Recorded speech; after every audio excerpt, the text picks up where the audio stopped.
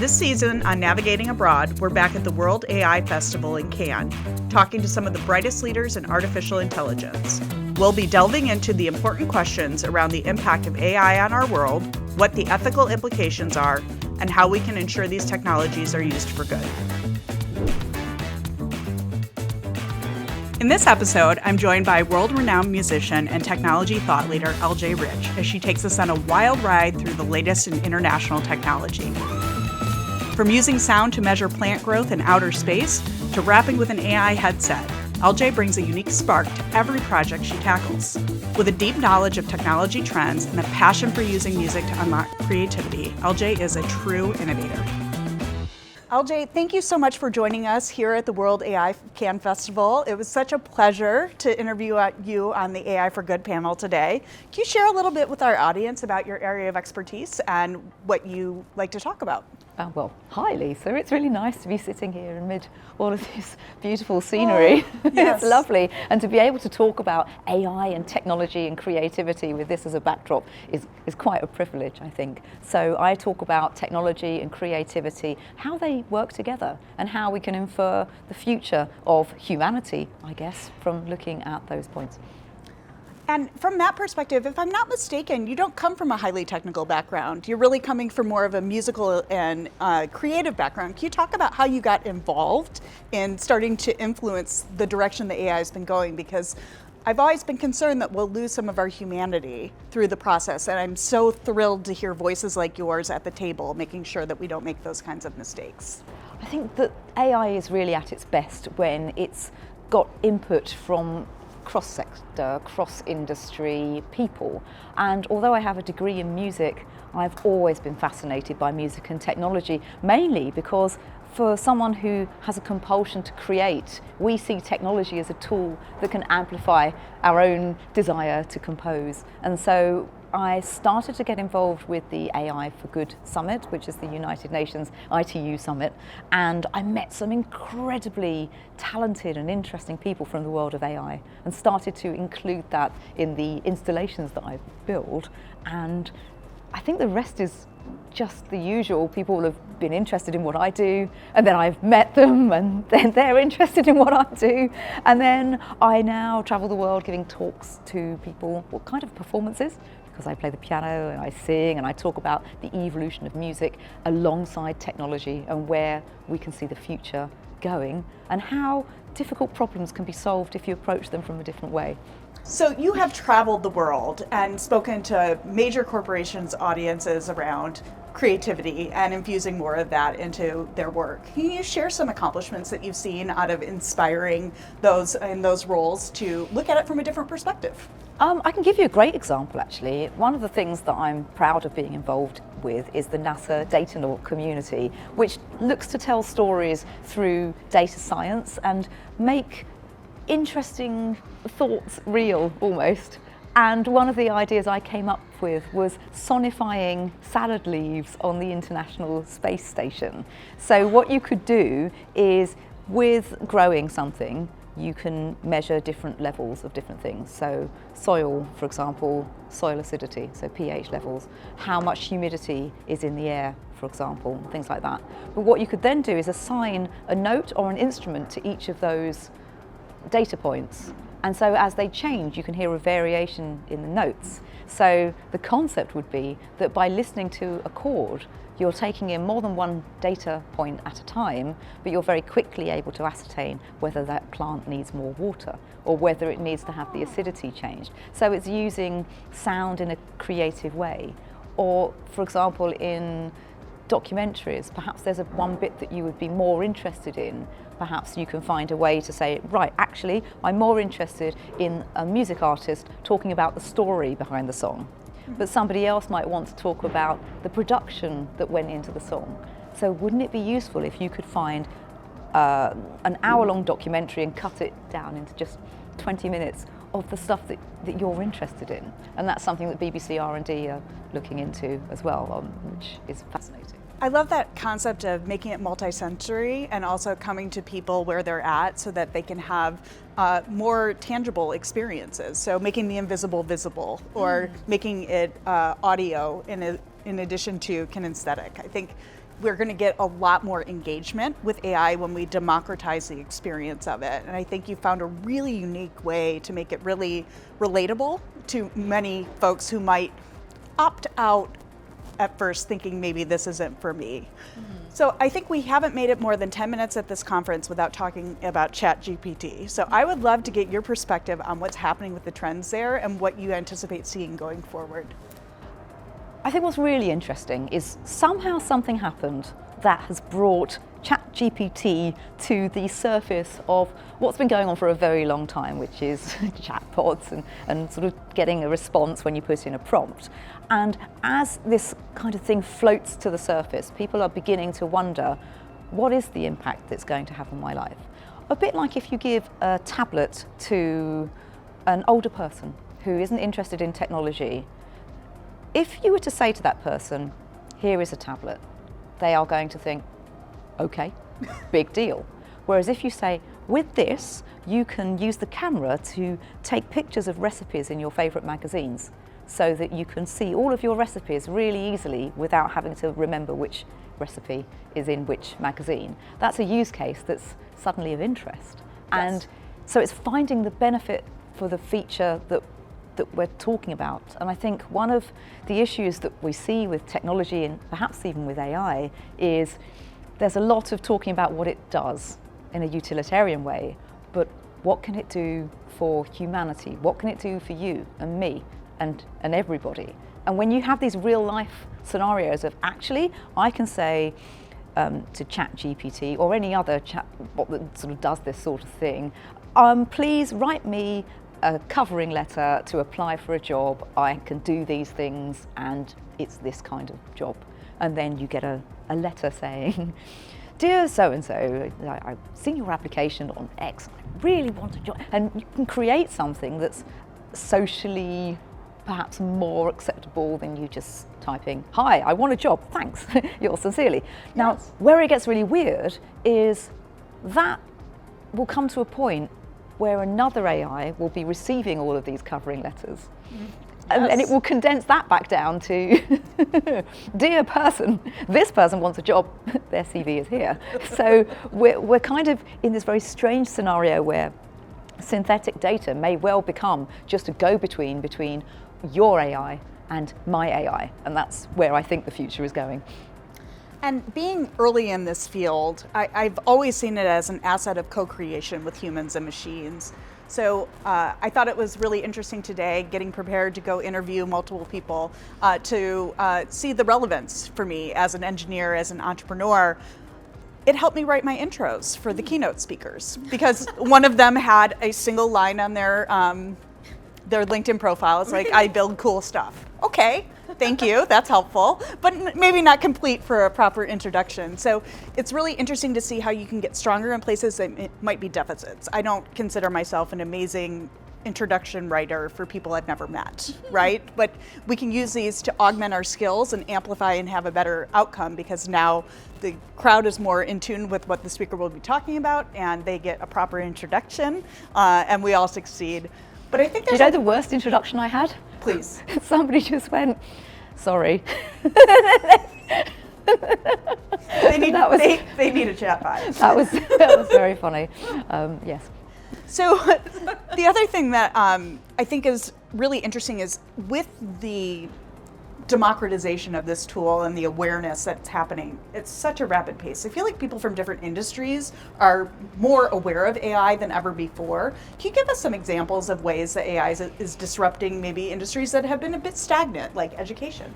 Oh my goodness, I mean, when you look at how easy it is to cut and paste a piece of text into an essay that you're writing, I mean, most people when you're writing an essay, you would probably take the idea from a piece of text, say on Wikipedia, and then put it into your own words, which it could be argued is perhaps a form of plagiarism or it's a form of revision. I don't know. And this is where it gets weird, because if you have found a relevant piece of data and you've pasted it into your document, does that show understanding? Does that show recall? Does that show the ability to search for something? And yes. I think there's some very interesting, yes. But what we're looking at here is how education might need to reassess what it means to learn something, what it means to understand something. Because when we're looking at examples where somebody has, for example, taken something from Wikipedia and presented it as their own, what happens when somebody types something into a text generating AI and presents it? If they are making the correct prompt, then what the AI spits out would make sense, right? Absolutely. So that means that they understand the material. So is that a problem? And who owns the IP of the creative content that's generated? That's the other piece that, as an author, I think through all those days that I have to go through with my publisher and cite all my research and prove that it hasn't been used in other places. How do we ingest all of these changes so quickly? Because there is no one to say, you're the author. It's co-created with technology, right? I mean, strictly speaking, as a musician, we've only got 12 notes to play with in the Western scale. And if you go outside of Western European music theory, you then have different notes in different cultures. And if you look at how music has evolved through the years as we've become more of a global civilization, you can hear all these things creeping in. Yep. But if we're only using a certain number of notes, you can pretty much sing any song along another song or an old song. But I think the question is, what is the smallest unit of music or of an idea or of a paragraph that could be considered IP? And I think this is where we get a little bit stuck, because I'm sure that the book you've written, there isn't a book that has all the words that you've put in your book, not in the same order. 55,000 words, there must be a little bit of variance, yes. But the point is you're using the same number of, the same collection of letters. Yes. And depending on how much you want to granularize, there is always going to be an element of ideas being used and tested and thought out and reused. And as a musician, everything is a remix. There's a brilliant talk that somebody did about everything being a remix. And then there's a group called The Axis of Awesome on YouTube, which you may have seen, where they play loads of different 4-chord songs, and it's the same 4 chords, and there's 50 or 60 different songs that you can sing over it. Oh, Music Seagull to our ears. cameo. Yes. So, what are some trends that you think we should all be paying more attention to? Obviously, that's on top of mind for everyone. But as we're moving forward, where are you excited in terms of where generation models will be trending? I think it's very amusing. Can you see that seagull over there? They're really going for it. They must be quite interested in what we've got to say. Oh, I think they're going for the desserts. Maybe if we put the lid. Do you know what? You can throw a dessert over the side. Yeah. What trends are you excited about in the next few years emerging in terms of where we can go with creativity and humanity and technology? That's a very big question, but I'll do my best. I think that the way that we are interacting with technology and automation means that we as a human race are going to have to find new ways to evolve alongside the technology. And I have this sense of optimism that perhaps when people are given the choice to do something with the knowledge that it can make society better, it can make the world better, that people might start to choose that as opposed to just seeing profitability at a financial level. I think it's possible to create something that's profitable and productive and good for the world, and that more and more people are going to be voting with their money to support companies that are taking corporate social responsibility seriously, but in a way that doesn't have to be serious. Yeah, that concept of building shared value, where governments and private sectors coming together with NGOs to solve big, hairy problems, and everybody can look at it from their own perspective. Because you want to have something that's sustainable and scalable. Doing a proof of concept and then not having any way to make money at it, you've just created a nice hobby, but that's not a job. And so I agree with you. What I'm really excited about is people recapturing their discretionary energy. I think we spend so much time, especially I know we're both working moms, just getting through the to-do list of life. And so as we have more innovation available to us to make sure that all the balls that cannot drop are in the air, it frees up our mindset to get into flow, to get into creativity, and to be able to contribute our unique voice to the world. And I think you're such an inspiring example of someone that does that. So, well, thank you. Because I was about to say, if you look at something like email, which was meant to solve everything, I've spoken to so many people who have a real nightmare going through their inbox. And so my fear is that as AI can start to automate this sort of thing, saying, hey, Lisa, just reply to these 3 emails, they're the most important ones, don't worry about the other ones, that if we're not careful, we're going to fill up our free time with a lot of the chores and the kind of drudgery that we feel kind of bound to. And so one of the things I think is so important and so difficult at the same time is to have that space for creativity. And I say this with the knowledge that if I ate less and exercised more, I would be more physically healthy. These are the kind of obvious things that we know about ourselves. So how do we take that part of our development seriously? And I think this is where AI could possibly lend a hand. I agree. The problem though is if an AI says, and I remember having this conversation with David Allen, the man who wrote the book Getting Things Done, and it's a brilliant book on productivity, and I interviewed him for the show I work on, and he said the thing is, LJ, is that you could say it's 3 o'clock in the morning, you've got an energy level of 7 out of 10, you've got these tasks that would suit you, and you still want to just go and watch TV. And that factoring that human factor in is the secret, I think. To understand where we are takes a degree of training and a degree of interactivity and I guess a degree of trust in the system. Yes. But with that, we risk losing who we are if we give all of ourselves to an AI to make that decision.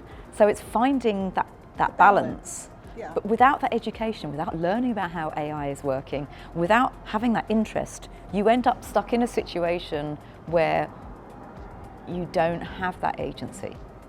And I think that's why shows like this are so important, to help expand people's awareness of some of the seismic shifts that are happening around them with data and with technology tools. Because you know what they say, if you're not paying for the product, you might be the product, right? Yes. But I'm really inspired to think about those creative people that maybe have been a bit marginalized in the workforce before because they didn't have this specific degree or these specific skill sets that were very based on route learning and memorization. How much creativity can we unleash in innovation when we really allow people that have the big vision, the dreamers? People like my daughter, she lives for creativity. My mom at that age was saying, be an engineer, it's a good career path. I love that I know where AI is going enough to say, you are gonna be the skills of the future. I can't program that. Your big vision, your dreams, your inspirations, those are uniquely human and uniquely you. And I'm really excited to see how the world evolves as we open up the playing field and democratize the ability to create. So. But I also think everyone can be creative. Why we've made this strange delineation between technology and creativity. And I feel that when you go into these pathways, it's very easy for somebody with a lot of technology background to say, this is the thing and this is what it does.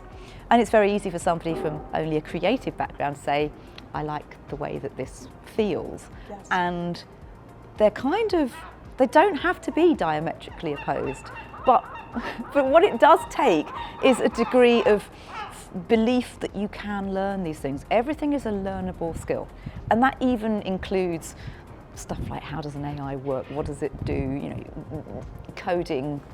I had to learn rudiments of code in order to do the things that I'm doing now, despite having a music degree, and yes, I've been interested in physics and acoustics, and I used to be a sound engineer, so I do have that sort of technology in me, but I had to learn from scratch just like anybody else.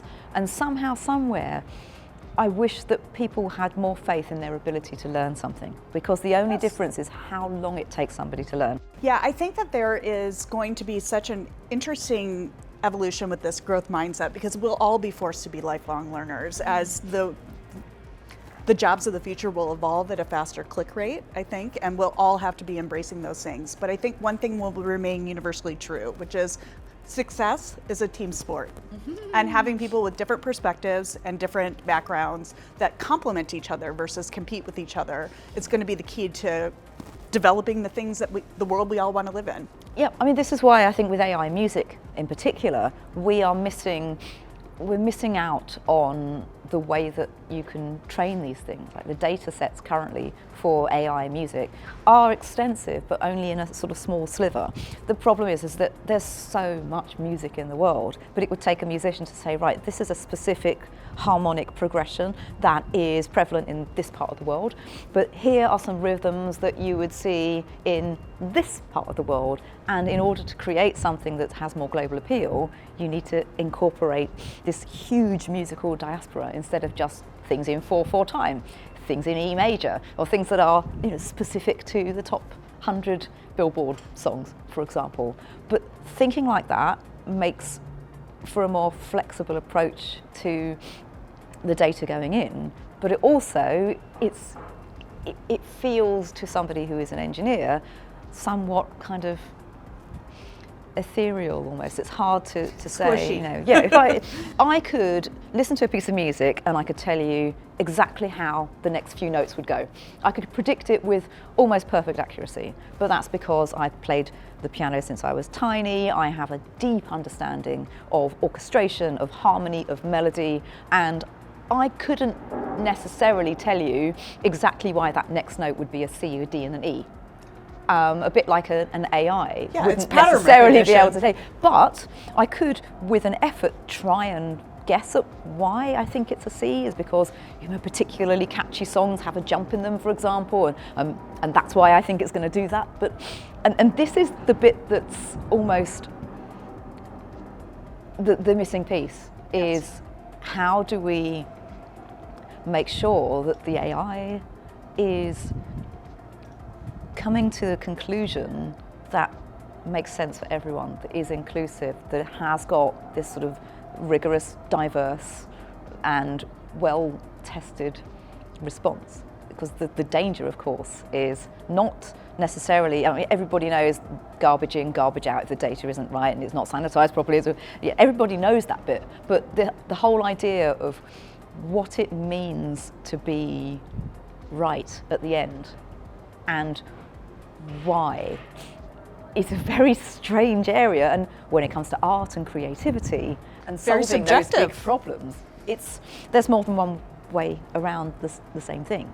And it's much more important in education, I think, to learn how to solve problems, how to be emotionally resilient, how to question in a way that isn't offending somebody, how to be inclusive without being, you know, too wide almost. And that's where I think I would like to inspire people to be more confident in learning something new. So for creative people to pick up, just to go play in a Google Colab or something, or just muck about in the code. And then for people who are technical, I bet loads of them used to play the piano when they were younger, or used to play or sing, or they have music playlists when they're coding. But, you know, being aware of that creative side, or opening themselves to new opportunities. And it's a challenge because we find it hard to change. Yes. We find it hard to eat less and exercise more. But when we do it, we feel see good. results. Yeah. So for our listeners that might be interested in bringing more creativity and innovation into their organizations, where's the best way to reach you if they want to follow your journey or reach out? Oh wow, well, I'm ljrich.com. I'm very easy to reach there, and this is LJ Rich on Instagram and LJ Rich on just I'm pretty easy to find, and I'm very responsive, especially when it comes to things that are interesting to me. Thank you so much for your time today. We really appreciate it. It's such a pleasure to meet you. Pleasure to meet you too, Lisa. I'm sure we'll be in touch. I hope so.